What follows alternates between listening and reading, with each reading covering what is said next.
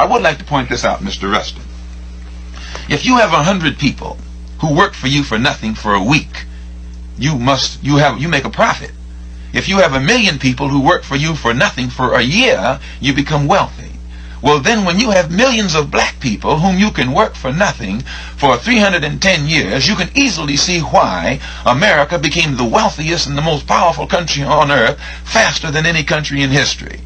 Shalom, brothers and sisters. I hope today you are good. So this is Eugene from Kenya, of course. So today I want us to talk about this given topic. We've been talking about Africans asking for reparation. The black community asking for reparations. But we should also consider some things that we need to put in consideration. Just not considering that we want, everyone is shouting, we want to be reparated, but people doesn't see the complexities that are with these, reparations, because we have some factors that might make reparations that are successful, or the reason as to why reparations are not successful, or they might not be successful. They might not be successful. Yes, might. So,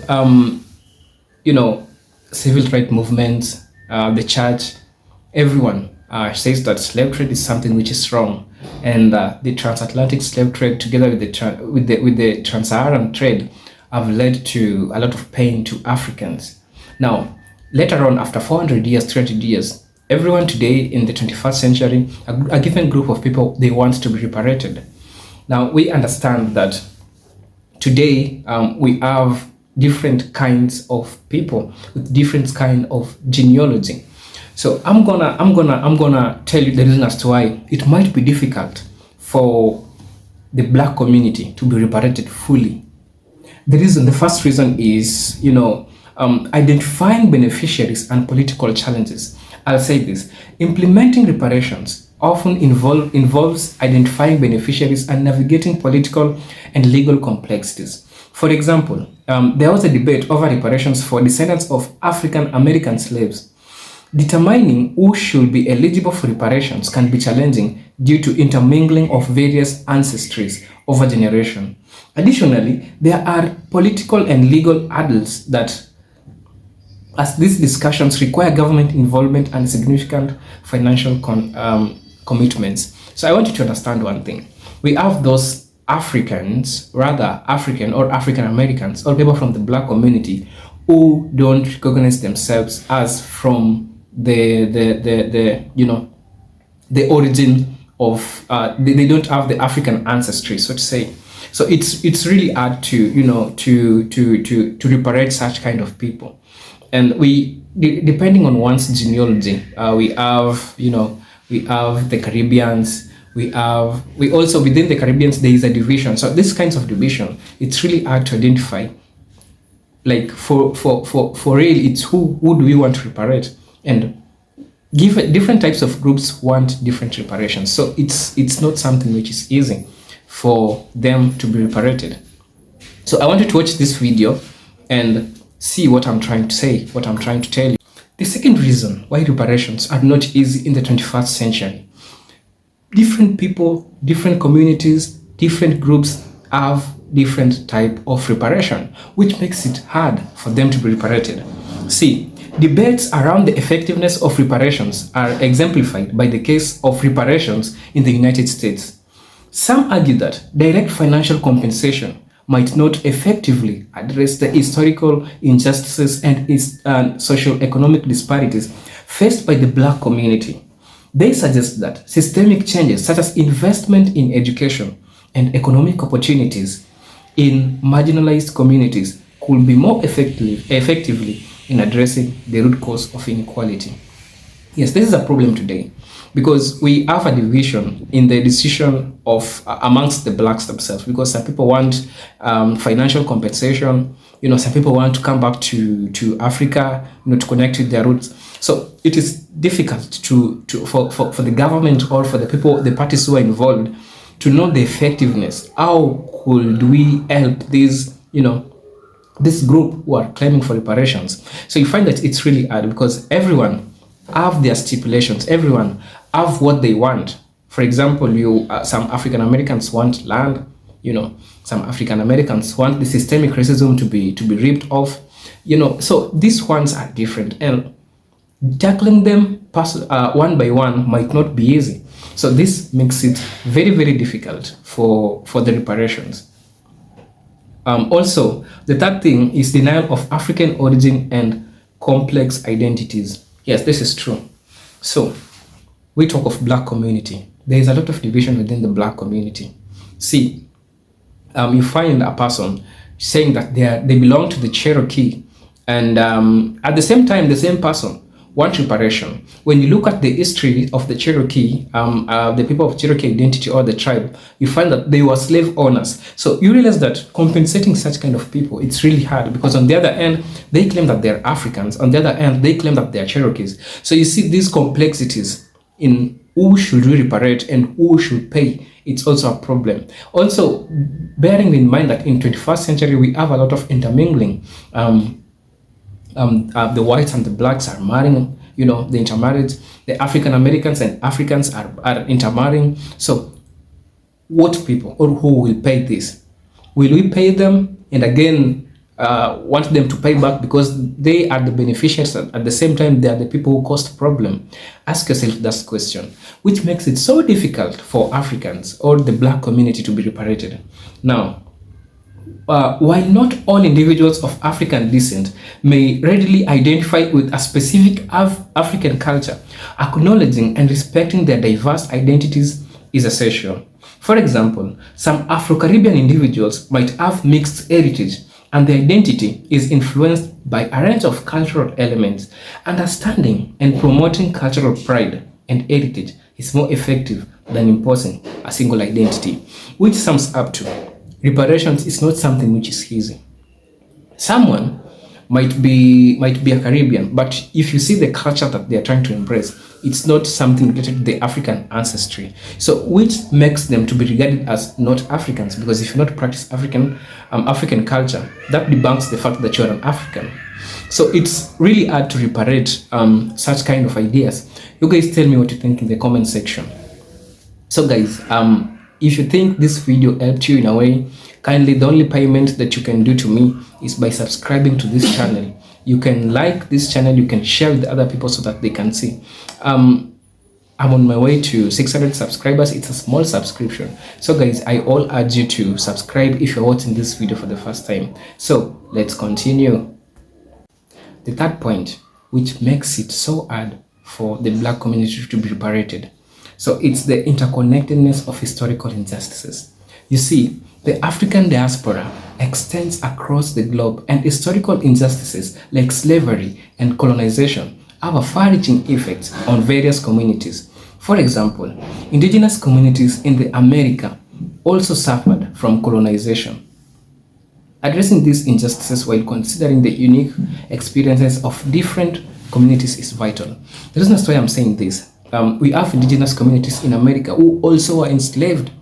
So if we say that a given group of people in America who belongs to America are enslaved, we find it easy for them to get separated. We also have a given community that half of them are saying that they were slaves. Another group amongst them is saying that they were slave owners. So you find that these things are difficult, and everyone have their proof historically. So it makes it so hard to realize who is the victim and who needs to be compensated. For example, some people are saying that Africans also deserve to pay for the reparations to the Black Americans. The problem with this is that, one, there are some Africans who are also slaves in Africa. Do you understand that? So, who is the beneficiary? Who is the problem causer? We need to understand this. So there's a problem in determining such kind of things. So we can't just wake up and say that, we Africans, you need to pay for the reparations, you did this. What about those Africans who are also taken to the slave ports? What about them? What about Africans who worked on slave farms, the land of kings? We could say that Africa is a vast community, even before independence, even before colonization. The Africans worked on the farms of these people who came to our land. you realize that colonization and slavery are one and the same thing. They are like a father and a son. Africans also suffered. So determining which Africans are to pay for reparations and which Africans are to be reparated, it's not something which is easy. And it's something which might take a couple of times to understand which group of people need to be reparated.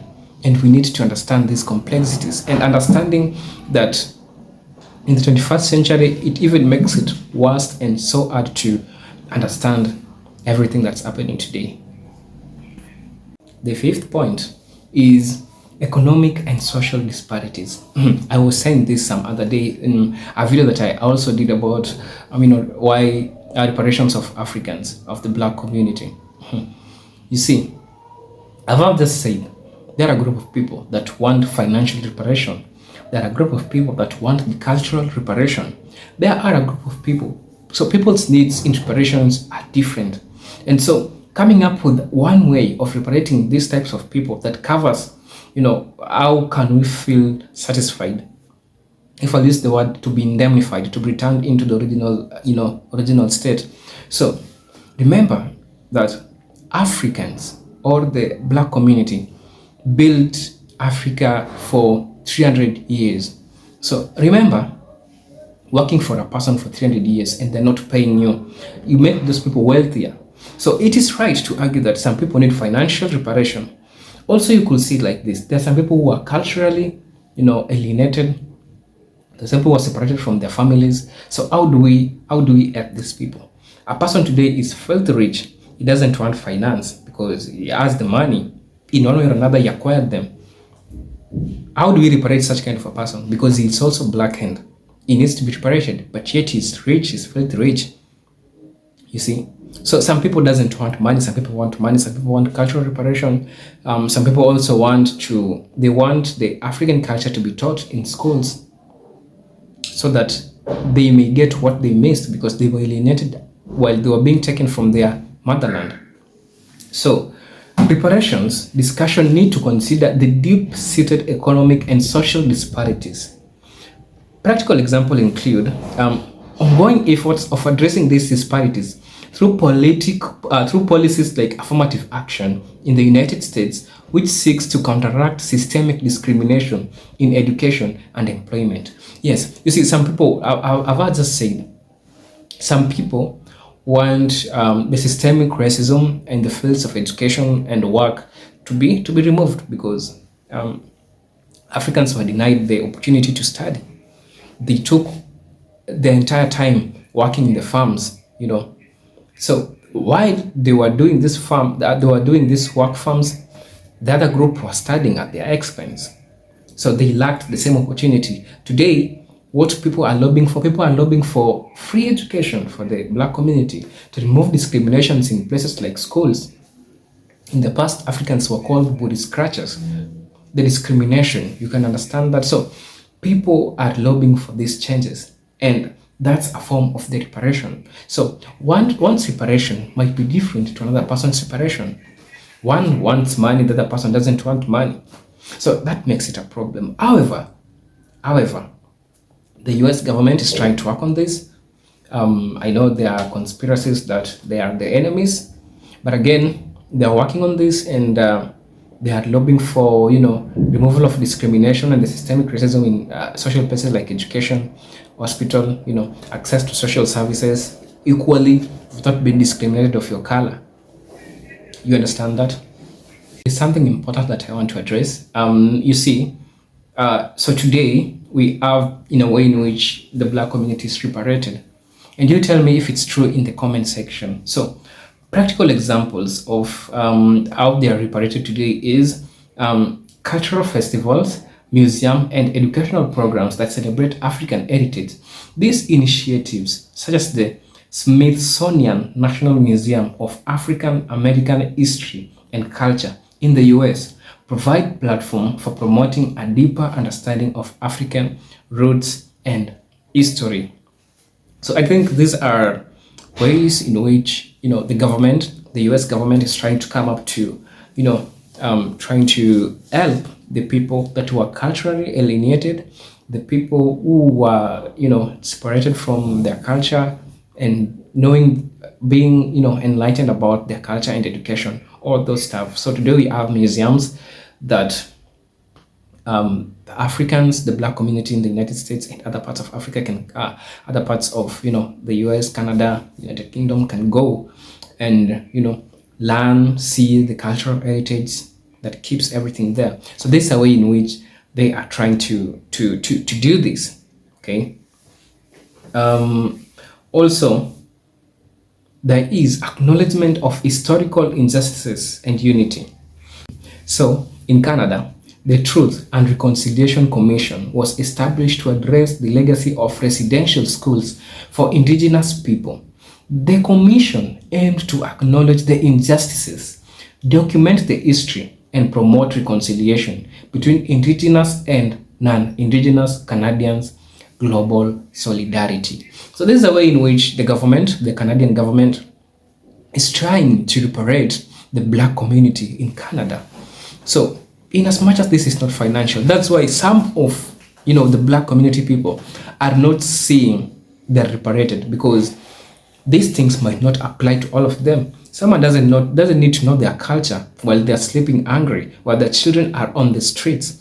So that's why they don't consider it as a reparation to them. You putting their museum for this black community to go and see, learn about their culture, yet their families are on street, they can't even pay school fees.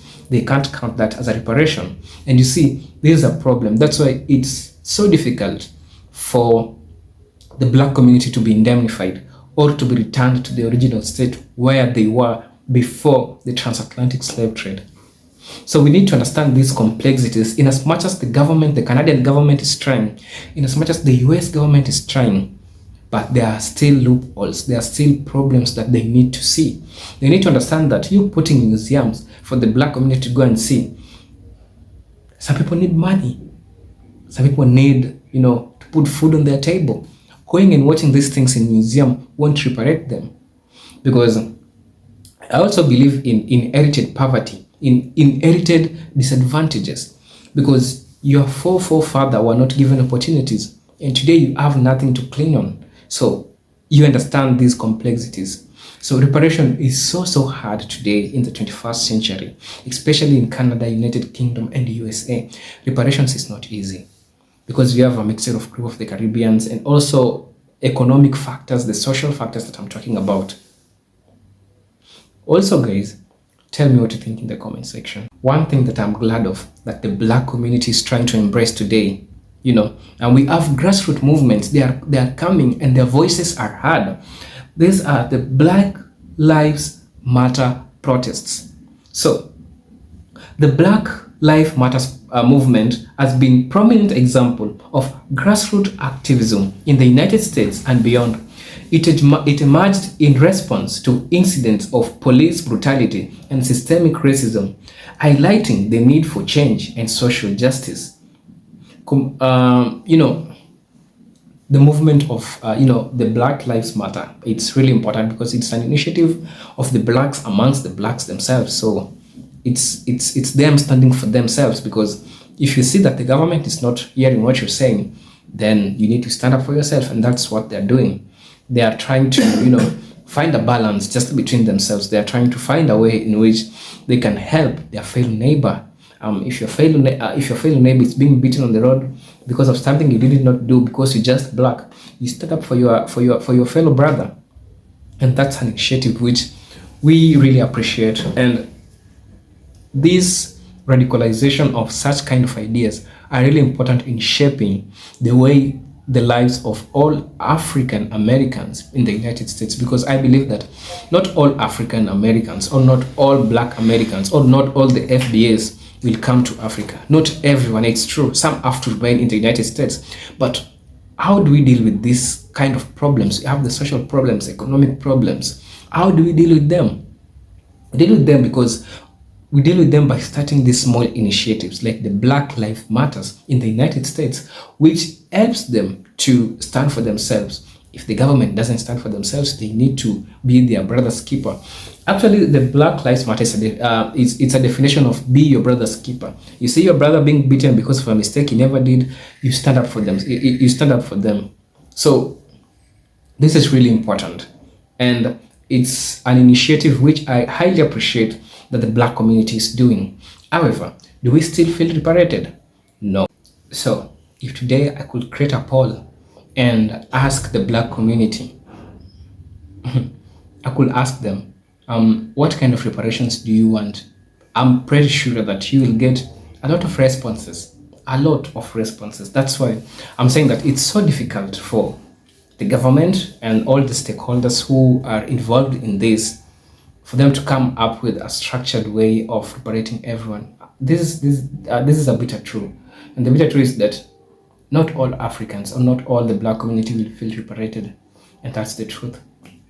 But if you stand up with your people, if you start these grassroots movements like the Black Lives Matters, they'll help you push for your agendas and you'll be represented in a way that you want. You'll be represented in a fair manner.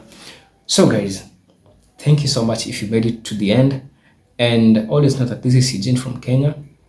It's just a small channel, as I said. So if there is any way you feel like you can support me, my details are on my bio. Also, thank you guys for always tuning to watch my videos, and let peace prevail. It's Eugene from Kenya. Peace, love, and harmony. Salute.